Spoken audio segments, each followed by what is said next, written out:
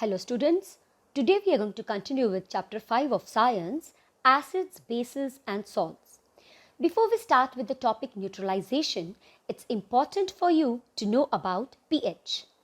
pH of acid is less than 7, that of salt is 7 and that of base is more than 7. But what is pH? Let's dive a bit deeper in this concept. How do we identify if the substance is an acid or a base? Yes, we use an indicator. But if we are given two acidic solutions, how do we know which one is stronger amongst them? How can we judge how strong an acid or base is? And that's what pH helps us with. It gives us the measure of the strength of acids or bases. pH scale ranges from 0 to 14. 0 being very acidic and 14 being very basic or alkaline, and pH of a neutral solution right here in the middle is 7. Just understand that pH is just a number which tells us how acidic or basic a solution is. Now let's start with neutralization. If we take two solutions, one acidic and the other alkaline, and mix them, what will be the result? By now, you should be able to answer that it will give us salt and water. Now, does this happen every time? I mean, will an acid and alkali always give us salt and water? Yes, it will always be like this. An acid, when combined with base, will always give us salt and water. And what is the reaction called?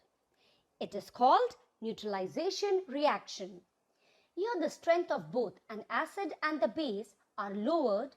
They are brought to a neutral point where the intensity of the acid as well as the base are dropped lower.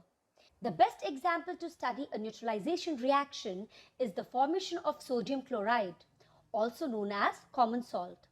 If we take hydrochloric acid and combine with sodium hydroxide, then the neutralization reaction gives us sodium chloride and water is obtained as a byproduct. The reaction also liberates lots of energy in the form of heat. This is how every neutralization reaction works. Acid and a base combine to give salt and water with heat generation. Now to understand how acid reacts with bases, take about 2 ml of sodium hydroxide solution in a test tube and add some drops of phenolphthalein indicator to it. What do you notice about the color? Yes, the color of the solution turns pink. The indicator phenolphthalein is colorless in acidic solutions but changes to pink in basic solutions. As sodium hydroxide is the base, the indicator turns pink. Now to see how base react with acid, we add hydrochloric acid to it drop by drop. What do you observe? We see that the solution turns colorless again. So the colorless base turned pink and again turned colorless after an acid was added. What does this prove? We can say that the effect of the base is neutralized by an acid. Can the reverse also happen? Will an acid be neutralized by a base? To find out, add a few drops of sodium hydroxide back to the above mixture and yes, the pink color reappears. That's because the effect of acid is neutralized by the base. So the reaction taking place here can be written like this.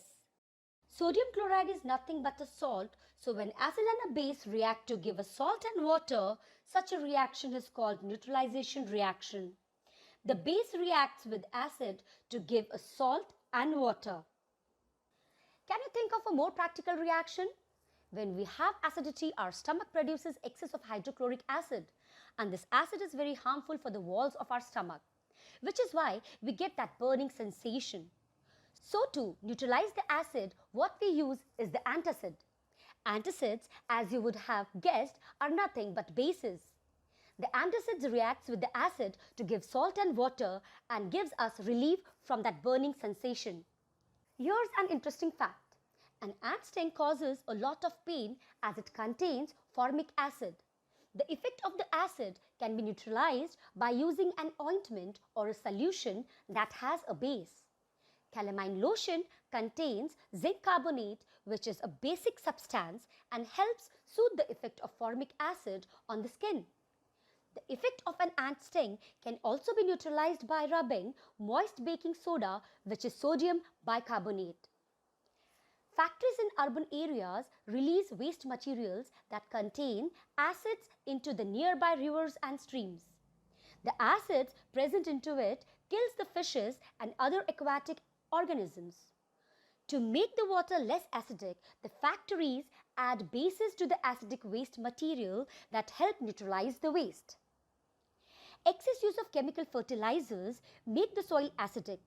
Plants do not grow well when the soil is either too acidic or too basic. When the soil is too acidic, it is treated with bases like quicklime or slaked lime. If the soil is basic, organic matter is added to it.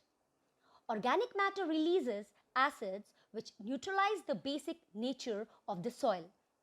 So my dear students, here we complete our chapter. Meet you soon with my new lecture. Till then, bye bye kids.